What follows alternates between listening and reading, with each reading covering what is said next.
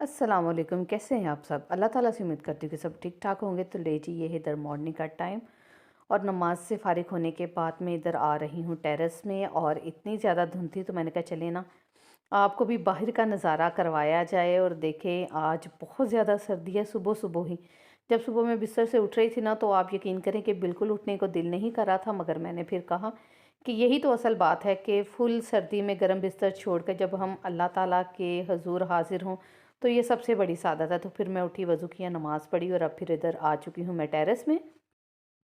और इधर जी मैं आ चुकी हूँ दोबारा कमरे में ही, यानी कि लॉन्ज में, क्योंकि काफ़ी ज़्यादा सर्दी थी। अब मैंने कर्टन को भी आगे कर दिया। मैंने कहा थोड़ी देर ना सर्दी से बचा जाए। और इधर अपने बेटे को मैंने नमाज़ पढ़ने के बाद उसको भी पहले मैंने बोला था कि आप नमाज़ पढ़ो। नमाज़ पढ़ने के बाद अब उसको बिठा दिया मैंने पढ़ने के लिए, क्योंकि मेरी ये आदत है जब भी मेरे बच्चों के एग्ज़ाम होते हैं ना, फिर तो मैं ख़ास तौर पर उन पे तवज्जो देती, वैसे भी तवज्जो देती हूँ, मगर ख़ास तौर पे उनके एग्ज़ाम में तो बहुत देती हूँ। और सुबह को रिवीजन तो मैं उनको ज़रूर करवा के भेजती हूँ, क्योंकि मेरे ख़्याल में जो सुबह को पढ़ा हुआ है ना, वो इंसान कभी भी नहीं भूलता, क्योंकि सुबह-सुबह दिमाग बिल्कुल फ्रेश होता है। और फिर जो हम बच्चों को पढ़ा कर भेजते हैं ना, तो वो तो बच्चों को हमेशा याद ही रहता है। और ये इधर हो चुके हैं पौने 7 का टाइम और इसका स्कूल लगता है 8:15। तो मैंने कहा चले ना आप 7:30 तक बैठ के आप अच्छे तरीके से तैयारी करो। और इधर मैंने काफ़ी सर्दी, मुझे जब सर्दी लगती है ना, तो मैं अपने बच्चों को भी लपेट-लपेट कर रखती हूँ कि बच्चों ऊपर ले लो कुछ, और इसको मैंने कंबल दे दिया। मैंने कहा आप आराम से बैठ के पढ़ो। और ये पढ़ा था तो मैंने कहा चले, मैंने बैठना, मैंने साथ ही कुरान पाक खोल लिया और मैंने कहा चले मैं कुरान पाक की तिलावत करती हूँ। और इससे और आपके लिए भी दुआ करती हूँ और घर की खैर बरकत के लिए भी दुआ करती हूँ। तो फिर वो पढ़ा था, वो पेपर की तैयारी मैं उसको साथ साथ करवा रही थी और साथ ही मैं कुरान पाक की तिलावत कर रही थी। और क्योंकि बेटे के पेपर हो रहे हैं, तो उसको मैं लंच वगैरह नहीं देती। उसको स्कूल भेजने के बाद ना आज मुझे नाश्ते में बनाने थे आलू वाले पराठे। और ये पराठे किसकी डिमांड पर बन रहे हैं? आज किसी की डिमांड पे नहीं बन रहे, आज ये मेरी अपने दिल की मर्ज़ी पे बन रहे हैं, क्योंकि मेरा ना कल परसों से दिल कर रहा था कि मैं आलू वाले पराठे बनाऊँ नाश्ते में। तो आलूओं को मैंने रात को ही बॉयल करके रख लिया था और ये ना ठंडे हो चुके थे, हालाँकि मुझसे गलती हुई। और आप भी मत ये कीजिएगा कि जब आपने आलू वाले पराठे बनाने हो ना, तो फ़ौरी गरम-गरम आलूओं को मैश करें, तो बड़े अच्छे हो जाते हैं। और मुझसे तो अच्छे तरीके से ये मैच नहीं हो रहे थे, क्योंकि ठंडे हो गए थे तो बड़े ही सख्त हो गए थे। और कुछ ना सर्दी की वजह से मेरे हाथ भी ठंडे हो रहे थे। मुझसे मैंने मैंने अपने हस्बैंड से बोला कि आप मैच कर दें। और देखिए उन्होंने मुझे कितने अच्छे तरीके से ना आलूओं को मैश करके दिया है। और ये प्याज को भी मैंने रात को ही चॉप कर कर रख लिया था, क्योंकि ऐसे जो ज़्यादा मेहनत वाले काम होते हैं ना, मैं वो रात में ही करके सोती हूँ, ताकि सुबह ना अगर थोड़ी सी जल्दी भी हो तो कोई टेंशन नहीं है। इसमें पानी है, इसको पानी को अच्छे से निचोड़ कर मैं इसमें डालूंगी, क्योंकि आलू में ना प्याज और मिर्चों का पानी चला जाए तो आलूओं की वो जो क्या जिन्हों से पीठी करने हैं, वो ज़रा ढीली मीली बनती है, तो पराठे फिर सही नहीं बनते।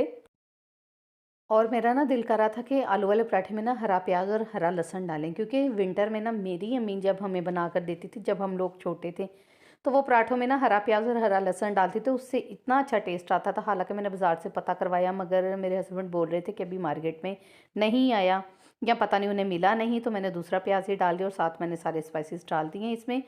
और खुश्क धनिया पाउडर मैं इसमें नहीं डालूंगी, साबुत डालूंगी और इसको मसल कर डालूंगी। और ज़ीरा पाउडर भी मैं साबुत डालूंगी और मसल कर डालूंगी।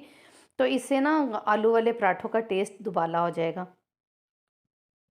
और मैं तो ना वैसे इसको कहती हूँ कि सकाफ़ती आलू वाले पराठे, क्योंकि विंटर में ज़ाहिर है कि आलू वाले पराठे सब घरों में बड़े शौक से खाए जाते हैं। और मैंने ना अपने पिछले व्लॉग में ये बोला था, तो मुझे एक ना कमेंट आया था किसी सिस्टर का कि हम पेंडू नहीं हैं जो हम गोभी वाले पराठे खाएं, मेथी वाले खाएं, आलू वाले खाएं। तो भाई पेंडू लोग ये खाते हैं, शहरी लोग जो हैं वो मेरा ख्याल है कि मुंह पे कपड़ा ही बांध के रखते हैं, या वो कुछ और खाते हैं, पता नहीं। वैसे इंसानों की दुनिया में तो पराठे ही खाए जाते हैं या ब्रेड वगैरह खाई जाती हैं, पता नहीं अब आप लोग क्या खाते हैं, मुझे तो इस बात का बिल्कुल अंदाज़ा नहीं है। और इधर देखिए मैंने पेड़े कर लिए हैं और आज एक सिंगल पेड़े से ही मैं ना आलू वाला पराठा बनाऊंगी, क्योंकि मैं जब भी बनाती थी ना डबल पेड़े से बनाती थी। तो ये मैंने कहा चलिए आज ना क्यों इसको ही देखा जाए। ये मैंने ना देखा था बाहर स्ट्रीट स्टाइल जो पराठे होते हैं ना, वो शॉप पे मैंने देखा था, तो वो आदमी ऐसे ही पेड़ा कर रहा था। तो मैंने कहा चले नेक्स्ट मैं जब बनाऊंगी ना, तो मैं भी ऐसे ही बनाऊंगी, क्योंकि इससे बहुत ज़्यादा टाइम बच गया था मेरा। आराम से एक पेड़ा की और उसमें फिलिंग की, तो बड़ा ही ज़बरदस्त ये पराठा बना था। आप भी इसको ज़रूर ट्राई कीजिएगा। और अब इसको बेल लें, आप हाथों से बेल लें, यानी हल्का हल्का हाथों से प्रेस कर लें, और अगर नहीं है तो बेलन से भी बेल लें, ये बिल्कुल नहीं फटेगा। पहले मुझे भी यही था कि मैं सिंगल रोटी से इसको बनाऊंगी तो ये फट ना जाए, मगर बिल्कुल नहीं फटा था। बहुत ही ज़बरदस्त पराठा बना था और मेहनत भी बिल्कुल कम। दो ना पेड़े करो तो ना उन्होंने वखरा वखरा वलो, तो ना उत्ते थले रखो, बस एक पेड़ा करो तो आराम ना ਉਹਦੇ 'ਚ फिलिंग भरो। तो फटाफट साडा ना आलू वाला पराठा तैयार है। और गर्मा गर्म आलू वाले पराठे के साथ जब आप चाय पियेंगे या चीनी वाला दही लेंगे तो बहुत मज़ा आएगा। अब मुझे कोई कमेंट ऐसा भी आएगा कि आप चीनी वाले दही खाएंगी आलू वाले पराठे के साथ, तो आप ज़रूर ट्राई कीजिएगा, बहुत मज़ा आता है इसका चीनी वाली दही के साथ। और वैसे भी सबका खाने का स्टाइल और पहनने का स्टाइल अपना अपना है, बस ये तो एक दूसरे से हम डिस्कस ही करते हैं। और अब जी इधर हो रही है मेरे हस्बैंड को देर, और उन्होंने खूब आवाज़ें लगा रही कि जल्दी करो नाश्ता बना दो। तो अब मैं ले आई हूँ उनके लिए, और उनको भी मैंने चीनी वाला ही दही दिया है क्योंकि हमारे घर में सारे ही पराठे के साथ चीनी वाला दही खाते हैं। और इधर उनको भेजने के बाद अब आ चुकी है मेरे नाश्ते की बारी और मैं भी ये देखिए दही में चीनी डालकर खा रही हूँ, और इससे कमाल का मज़ा आता है। गोभी वाला पराठा हो या आलू वाला पराठा हो, जिसके साथ भी मुझे चीनी वाला दही अच्छा लगता है। अगर आपको भी अच्छा लगता है मुझे कमेंट बॉक्स में कमेंट करके ज़रूर बताइएगा। और अब कर लेंगे हम नाश्ता, और उधर नाश्ता वगैरह करने के बाद सफाइयाँ वगैरह करने के बाद इधर आ चुकी हूँ मैं छत पे, और इधर बच्चे बैठ के पढ़ रहे थे और मैं आ गई थी ऊपर सब्ज़ी लेकर। मैंने कहा चले ना थोड़ा सा ना धूप में भी बैठा जाए, क्योंकि इंसानी जिस्म के लिए धूप भी बहुत ज़रूरी है। और वैसे भी जिनको हड्डियों का या पट्ठों वगैरह का मसला है ना, तो डॉक्टर बहुत कहते हैं कि आप धूप में बैठो। और मुझे थोड़ा सा मसल प्रॉब्लम है, तो मुझे डॉक्टर ने ये भी बोला था कि आप गर्मियों में भी 10 से 15 मिनट धूप में ज़रूर बैठा करें। तो इधर मैंने कहा कि चले मैंने लॉन्च में छाँव में भी तो बैठ के सब्ज़ी बनानी ही बनानी है, तो क्यों मैं धूप में चली जाती हूँ। इससे ये फ़ायदा होगा कि चलें थोड़ी सी धूप में बैठ के ना एनर्जी भी मिल जाती है। और मटर मैं सारे निकाल लिए हैं, और अब मैं कट कर लूँगी गाजरों को। और आज खाने में मैं क्या बना रही हूँ, आज हमारे घर खाने में बन रहा है मिक्स वेजिटेबल राइस, जो मेरे बच्चों को और मेरे हस्बैंड को बहुत ज़्यादा पसंद है और मुझे भी बड़ा पसंद है। तो मैंने कहा चले ना आज वेजिटेबल राइस ही बनाया जाए। और इधर आ चुकी हूँ मैं नीचे, और चावलों को मैंने साफ़ कर रख लिया था। अब मैं सबसे पहले ना चावलों को धो लूँगी, ताकि ये ना थोड़ी देर के लिए भीग जाएँ। तो ਤੁਹਾਨੂੰ पता है जो चावलों ਨੂੰ ਅਸੀਂ पहले ਭਿਉਂ के रखने ना, तो साडा पुलाव ਜਿਹੜਾ भी बनाना होए बड़ा ही वधिया बनता है। तो अब इनको धोकर मैं रख लूँगी साइड पे। और इधर जी मैंने आलूओं को भी ये देखें फिंगर फ्राइज़ की शेप में कट कर लिया है, और साथ मैंने ना फूल गोभी भी डाली है। इससे भी बड़ा कमाल का टेस्ट आता है। अब सारी वेजिटेबल को मैं अच्छे तरीके से धोकर इसको भी मैं रख लूँगी, ताकि ਜਿਹੜੇ मेरे उतले पुतले काम ਕਰਨ ਵਾਲੇ ਨੇ ਨਾ मैं पहले कर ਲਾਂ, ताकि पुलाव ਜਦੋਂ मैं बनाउਣ ਲੱਗਾ ਤੇ ਮੈਨੂੰ ਕੋਈ इधर उधर चीज़ ना फड़नी पवे। इंज भी पहले काम ਕਰਨ ਨਾਲ ना बड़ी टाइम की बचत हो जाती। और अपने इधर मैंने प्याज को डाल दिया ऑयल में डार्क ब्राउन होने के लिए, तेज़पत्ता डाल दिया, और खड़े गरम मसाले डालूँगी, दालचीनी, बड़ी इलायची, बादियान का फूल और लौंग। बादियान का फूल और लौंग आपने वेजिटेबल मिक्स पुलाव में ज़रूर डालना है, इससे इतनी ज़बरदस्त पुलाव की स्मेल आएगी ना, आप ट्राई करके देखिएगा। और फिर मुझे कमेंट बॉक्स में कमेंट करके बताइएगा कि आपका वाकई पुलाव बिल्कुल देगी स्टाइल में बना है। अब ये डार्क ब्राउन हो चुका है हमारा प्याज, और इतना ही मुझे चाहिए। अब इसमें ना कट की हुई हरी मिर्ची और टमाटर डाल दूँगी। और आप यकीन करें जैसे जैसे ही सर्दियाँ आती हैं ना, तो मेरे लिए तो बहार आ जाती है। यानी कि हर सब्ज़ी पसंद है मुझे सर्दियों की। और गर्मियों की चलिए अल्लाह की नेमत है, अल्लाह की हर नेमत का शुक्र अदा करना चाहिए, मगर गर्मियों की सब्ज़ियाँ हमारे घर में कोई नहीं खाता, बस मेरे हस्बैंड शौक से खाते हैं। और अब मैंने इसमें ना स्पाइसेस डाल दी हैं, वही जो हम डेली यूज़ करते हैं। और ये देखिए ये भूनने के बाद ना अब मैं इसमें आधा कप के बराबर दही को डाल दूँगी। और पुलाव बनाते हुए ना दही का मैं ज़रूर इस्तेमाल करती हूँ, जब मैं कोई ग्रेवी बना रही हूँ या पुलाव वगैरह बना रही हूँ।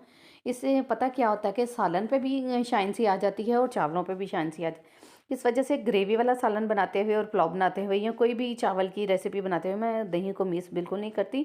टमाटर मैं चाहे कम डाल लूँ, मगर दही का मैं ज़रूर इस्तेमाल करती हूँ। अब मसाला भुनने के बाद सारी वेजिटेबल मैं इसमें डाल दूँगी। तो वेजिटेबल पाने तो बाद मैंने पता चलिया कि मेरा ना पुलाव वाला बर्तन छोटा है, कढ़ाई हमारी छोटी है, और इसमें मैं जब चावल डालूंगी तो चावल सही तरीके से फूलेंगे नहीं, तो उसकी वजह से मैं अब कर लूँगी बर्तन को चेंज। तो चलो कोई नहीं, कभी कभी इंसान का तजर्बा गलत भी हो जाता है। तो मैंने कहा अब चावल ना ख़राब करने से बेहतर है कि मुझे बर्तन ही चेंज कर लेना चाहिए। और अब फिर मैंने इसको ट्रांसफ़र कर दिया बड़े देचके में। और पुलाव मुझे थोड़ा सा ज़्यादा बनाना था, क्योंकि मेरे हस्बैंड ने बोला था कि मुझे शॉप पे भी लेके जाना है, तो फिर इस वजह से ना मुझे देच का चेंज करना पड़ा। हालांकि मेरी फैमिली के बस के लिए बनता ना, तो फिर उसी कढ़ाई में पूरा आ जाना था। और इधर जैसे ही पानी को बॉयल आया ना, मैंने इसमें डाल दिए हैं चावल, और चावल डालने के बाद इसको मिक्स करूँगी, और इस स्टेज पे मैं कर लूँगी नमक को चेक। और जैसे ही इसका पानी खुश्क होगा फिर मैं इसको दम पे लगा दूँगी। तो ले जी, इधर चावल हमारे हो चुके हैं रेडी और मज़ेदार सा विंटर स्पेशल वेजिटेबल पुलाव हमारा हो चुका है रेडी। आप इसका कलर चेक करें और खुशबू मैं आपको क्या बताऊँ इसके कि कितनी ज़बरदस्त है। अब मैं साथ रायता बनाऊंगी और फिर दे दूंगी बच्चों को और ख़ुद भी खा लूँगी। और इधर देखें जी, ये मैंने कपड़े धोकर सुबह के छत पर डाले हुए थे, ये मैं नीचे उतार लाई हूँ और अब मैं करूँगी इनको तय, ताकि काम निपट जाए। और तय लगाने के बाद अब मैंने अपने बेटे को बोला कि चलो इनको रख के आओ अपने अपने ड्रॉ में, और वो लग गए इनको रखने के लिए। मैंने कहा चलें ज़रा ना आपको भी पता चले कि घर के काम कैसे करते हैं। और ये रख रहे हैं, अपने भी कपड़े ले गए और भाई के भी ले गए हैं। और अब मैंने इसको बोला है कि चलो इधर आओ, जो बाकी भी रहते हैं ना उसको भी रखो। और ये अपने बाबा जी के कपड़े अब रख रहे हैं।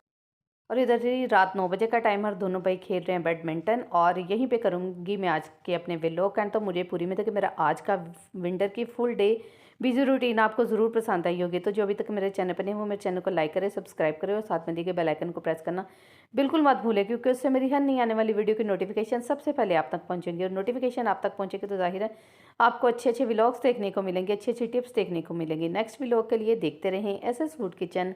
अल्लाह हाफिज़।